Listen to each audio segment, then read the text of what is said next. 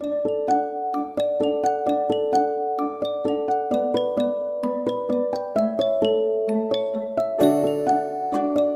தி Lord. நாள் 218, August 6 வேத பகுதி. ஏசாயா 31 முதல் 33 வரை. அதிகாரம் 31. சகாயம் அடையும்படி இஸ்ரவேலுடைய பரிசுத்தரை நோக்காமலும் கர்த்தரை தேடாமலும் எகிப்துக்கு போய் குதிரைகள் மேல் நம்பிக்கை வைத்து ரதங்கள் அநேகமாய் இருப்பதினால் அவைகளை நாடி குதிரை வீரர் மகா பலசாலிகளாய் இருப்பதினால் அவர்களை நம்பிக்கொண்டிருக்கிறவர்களுக்கு ஐயோ. அவரும் ஞானமுள்ளவர். அவர் தம்முடைய வார்த்தைகளை மறுக்காமல் தீங்கு வரப்பண்ணி தீமை செய்கிறவர்களின் வீட்டுக்கும் அக்கிரமக்காரருக்கு சகாயம் செய்கிறவர்களுக்கும் விரோதமாக எழும்புவார். எகிப்தியர் தெய்வம் அல்ல, மனுஷர் தானே. அவர்களுடைய குதிரைகள் ஆவி அல்ல, மாம்சம்தானே. கர்த்தர் தமது கரத்தை நீட்டுவார். அப்பொழுது சகாயம் செய்கிறவனும் இடறி சகாயம் பெறுகிறவனும் விழுந்து அனைவரும் ஏகமாய் அழிந்து போவார்கள். கர்த்தர் என்னுடனே சொன்னது, சிங்கமும் பால சிங்கமும் தங்கள் இரையை பிடித்திருக்கும் போது கர்ஜித்து தங்களுக்கு விரோதமாய் கூப்பிடுகிற திரளான மேய்ப்பரின் சத்தத்தினாலே கலங்காமலும் அவர்கள் அமளியினாலே பணியாமலும் இருக்கிறது போல சேனைகளின் கர்த்தர் சீயோன் மலைக்காகவும் அதன் மேட்டுக்காகவும் யுத்தம் பண்ண இறங்குவார். பறந்து காக்கிற பட்சிகளைப் போல சேனைகளின் கர்த்தர் எருசலேமின் மேல் ஆதரவாக இருப்பார். அவர் அதை காத்து தப்ப பண்ணுவார். அவர் கடந்து வந்து அதை விடுவிப்பார். இஸ்ரவேல் புத்திரரே, நீங்கள் முற்றிலும் விட்டு விலகினவரிடத்தில் திரும்புங்கள். உங்களுக்கு பாவமாக உங்கள் கைகள் செய்திருந்த வெள்ளி விக்கிரகங்களையும் பொன் விக்கிரகங்களையும் உங்களில் ஒவ்வொருவரும் அக்காலத்திலே வெறுத்து விடுவீர்கள். அப்பொழுது வீரனுடைய பட்டயம் அல்லாத பட்டயத்தாலே அசீரியன் விழுவான். நீசனுடைய பட்டயம் அல்லாத பட்டயமே அவனை பட்சிக்கும். அவன் பட்டயத்துக்கு தப்ப ஓடுவான். அவன் வாலிபர் கலைந்து போவார்கள். அவனுடைய கண்மலை பயத்தினால் ஒளிந்து போம். அவர்களுடைய பிரபுக்கள் கொடியை கண்டு கலங்குவார்கள் என்பதை சீயோனில் நெருப்பையும் எருசலேமில் சூளையையும் உடைய கர்த்தர் சொல்லுகிறார். அதிகாரம் 32. இதோ, ஒரு ராஜா நீதியாக அரசாளுவார். பிரபுக்களும் நியாயமாக துரைத்தனம் பண்ணுவார்கள். அவர் காற்றுக்கு ஒதுக்காகவும் பெருவெள்ளத்துக்கு புகலிடமாகவும் வறண்ட நிலத்துக்கு நீர்க்கால்களாகவும் விடாய்த்த பூமிக்கு பெருங்கண்மலையின் நிழலாகவும் இருப்பார். அப்பொழுது காண்கிறவர்களின் கண்கள் மங்கலாயிராது, கேட்கிறவர்களின் செவிகள் கவனித்தே இருக்கும். பதற்றம் உள்ளவர்களின் இருதயம் அறிவை உணர்ந்து கொள்ளும். தெற்று வாயருடைய நாவு தடையின்றி தெளிவாய் பேசும். மூடன் இனி தயாளன் என்று மதிக்கப்படான். லோபி இனி உதாரன் என்று சொல்லப்படுவதும் இல்லை. ஏனென்றால் மூடன் மூடத்தனத்தை பேசுகிறான். அவன் இருதயம் அநியாயத்தை நடப்பிக்கும். அவன் மாயம் பண்ணி கர்த்தருக்கு விரோதமாய் விபரீதம் பேசி பசியுள்ள ஆத்துமாவை வெறுமையாக வைத்து தாகம் உள்ளவனுக்கு தாகம் தீர்க்காதிருக்கிறான். லோபியின் எத்தனங்களும் பொல்லாதவைகள். ஏழைகள் நியாயமாய் பேசும்போது அவன் கள்ள வார்த்தைகளாலே எளியவர்களை கெடுக்கும்படி தீவினைகளை யோசிக்கிறான். தயாள குணமுள்ளவன் தயாள மாணவிகளை யோசிக்கிறான். தயாள மாணவிகளிலே நிலைத்தும் இருக்கிறான். சுகஜீவிகளாகிய ஸ்திரீகளே, எழுந்திருந்து என் வார்த்தைகளை கேளுங்கள். நிர்விசாரமான குமாரத்திகளே, என் வசனத்துக்கு செவி கொடுங்கள். நிர்விசாரிகளே, ஒரு வருஷமும் சில நாட்களுமாய் தத்தளிப்பீர்கள். திராட்சை பலன் அற்றுப்போம், அறுப்பு காலம் வராது. சுகஜீவிகளே, நடுங்குங்கள். நிர்விசாரிகளே, தத்தளியுங்கள். உடையை உரிந்து களைந்து போட்டு அறையில் ரெட்டை கட்டி கொள்ளுங்கள். செழிப்பான வயல்களை நிமித்தமும் கனித்தரும் திராட்சை செடிகளை நிமித்தமும் மாரடித்து புலம்புவார்கள். என் ஜனத்தினுடைய நிலத்திலும் களிகூர்ந்திருந்த நகரத்திலுள்ள சந்தோஷம் நிறைந்த எல்லா வீடுகளிலும் முட்செடியும் நெருஞ்சிலும் முளைக்கும். அரமனை பாழாக விடப்படும். ஜனம் நிறைந்த நகரம் வெறுமையாகும். மேடும் துருக்கமும் என்றைக்கும் கெபிகளாகும். அவைகள் காட்டு கழுதைகள் கழிக்கும் இடமாயும் மந்திகளுக்கு மேய்ச்சலிடமாயும் இருக்கும். உன்னதத்திலிருந்து நம்மேல் ஆவி ஊற்றப்படும் மட்டும் அப்படியே இருக்கும்.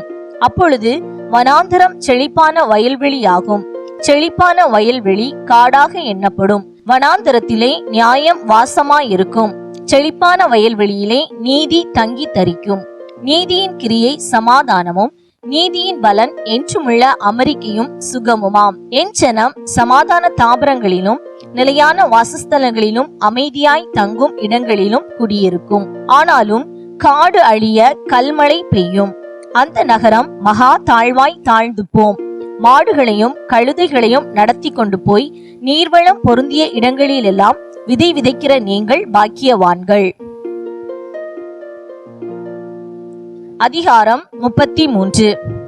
கொள்ளையிடப்படாதிருந்தும் கொள்ளையிடுகிறவனும் துரோகம் பண்ணாதிருக்கிறவர்களுக்கு துரோகம் பண்ணுகிறவனுமாகிய உனக்கு ஐயோ!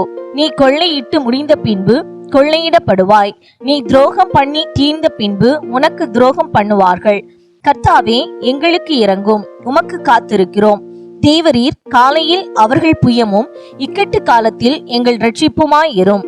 அமளியின் சத்தத்தினாலே ஜனங்கள் அலைந்தோடி நீர் எழுந்திருக்கும் போது ஜாதிகள் சிதறடிக்கப்படுவார்கள். வெட்டுக்கிளிகள் சேர்க்கிறது போல உங்கள் கொள்ளை சேர்க்கப்படும். வெட்டுக்கிளிகள் குதித்து திரிகிறது போல மனுஷர் அதின்மேல் குதித்து திரிவார்கள். கர்த்தர் உயர்ந்தவர், அவர் உன்னதத்தில் வாசமாய் இருக்கிறார். அவர் சீயோனை நியாயத்தினாலும் நீதியினாலும் நிரப்புகிறார். பூரண ரட்சிப்பும் ஞானமும் அறிவும் உன் காலங்களுடைய உறுதியாயிருக்கும். கர்த்தருக்கு பயப்படுதலே அதின் பொக்கிஷம்.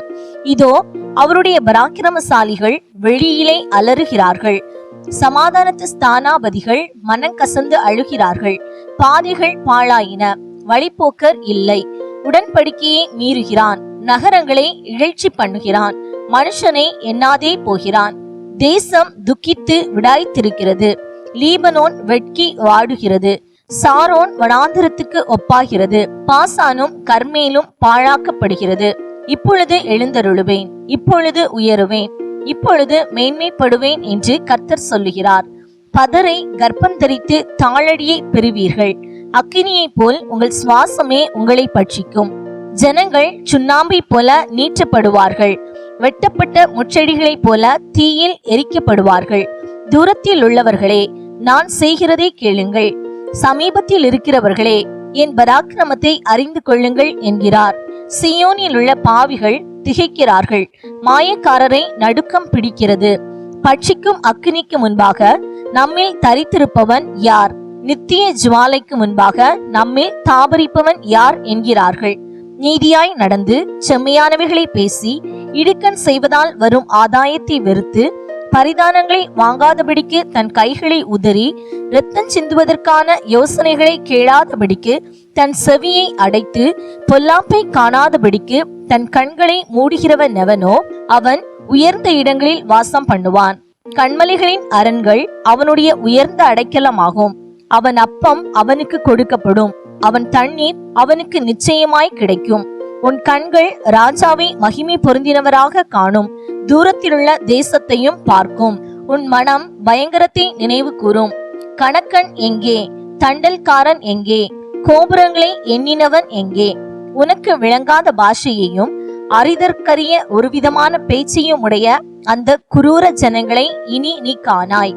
நம்முடைய பண்டிகைகள் ஆசரிக்கப்படும் நகரமாகிய சீயோனை நோக்கிப்பார். உன் கண்கள் எருசலேமை அமெரிக்கான தாபரமாகவும் பெயர்க்கப்படாத கூடாரமாகவும் காணும். இனி அதன் முளைகள் என்றைக்கும் பிடுங்கப்படுவதும் இல்லை, அதன் கயிறுகளில் ஒன்றும் அருந்து போவதும் இல்லை. மகிமையுள்ள கர்த்தர் அங்கே நமக்கு மகா விசாலமான நதிகளும் ஆறுகளும் உள்ள ஸ்தலம் போலிருப்பார். வலிக்கிற படவு அங்கே ஓடுவதும் இல்லை, பெரிய கப்பல் அங்கே கடந்து வருவதும் இல்லை. கர்த்தர் நம்முடைய நியாயாதிபதி, கர்த்தர் நம்முடைய நியாய பிரமாணிகர், கர்த்தர் நம்முடைய ராஜா. அவர் நம்மை ரட்சிப்பார். உன் கயிறுகள் தளர்ந்து போம். பாய்மரத்தை கெட்டிப்படுத்தவும் பாயை விரிக்கவும் கூடாமற் போம். அப்பொழுது திரளான கொள்ளை பொருள் பங்கிடப்படும். சப்பானிகளும் கொள்ளையாடுவார்கள். வியாதிப்பட்டிருக்கிறேன் என்று நகரவாசிகள் சொல்வதில்லை. அதில் வாசமாயிருக்கிற ஜனத்தின் அக்கிரமம் மன்னிக்கப்பட்டிருக்கும். இன்றைய நாளுக்கான வேத பகுதி வாசித்து முடிந்தாயிற்று.